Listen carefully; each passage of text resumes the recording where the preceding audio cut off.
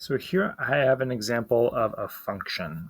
So this reads f of x equals 3 plus 2x minus x squared. And so the f here is just the name of the function. This is not multiplication. This x here is showing me I have an input. So I have an input of x in the function that we're going to name f. And then this function named f has this rule. I could make a different function, maybe g of x. Let's say that one is 4 minus 3x. So this is a different function, also has an input of x. This one's named g, and g is the rule that says take your x, multiply it by -3, and add 4 to that, or take 4 and subtract 3x. So let's say I wanted to figure out what f of 3 is. So all I would do is I would say, okay, f of 3 equals 3 plus 2 times 3 minus 3 squared. So all I did is I took my input of 3 and I replaced each x in the function f with a 3. So I plugged in 3. I plugged 3 in for x. And then I just simplify. And so here I get 3 plus 6. 2 times 3 is 6 minus 9. And then 3 plus 6 would be 9, minus 9 is 0. So f of 3 equals 0.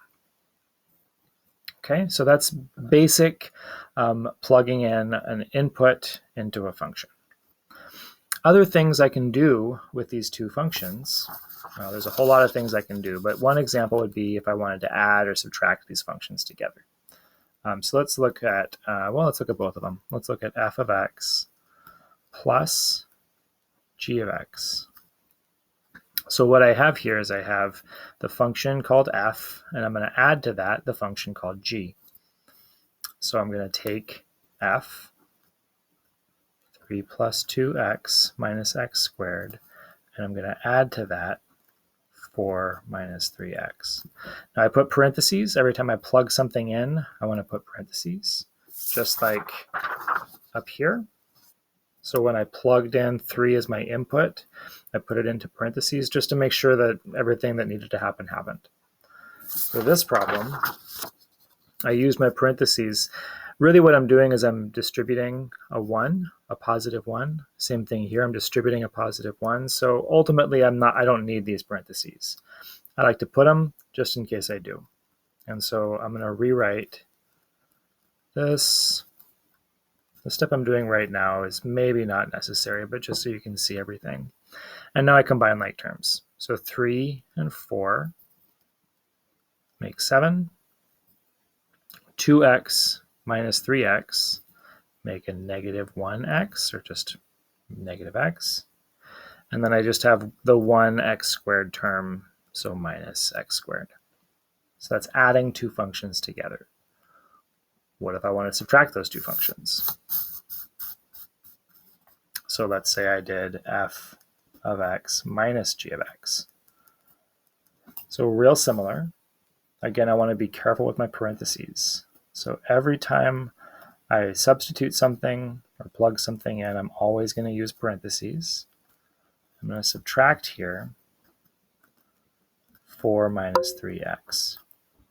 So in the last problem, we didn't need those parentheses, and so if I forgot to put them, it wouldn't have been a big deal.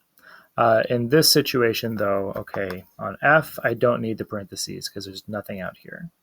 Really, I'm distributing a positive 1. But on g, I'm distributing a negative 1. If I forgot my parentheses here, I would subtract the 4, but I'd end up adding in this 3x term. And so I want to make sure that I'm subtracting both things. And so what I'm doing here is I need to switch that sign on the negative 3x. And then again, I'm going to simplify by combining like terms. So 3 minus 4 is negative 1. 2x plus 3x. They're both positive, so I get positive 5x, and then negative or minus x squared. So subtraction is just like addition, except I need to subtract.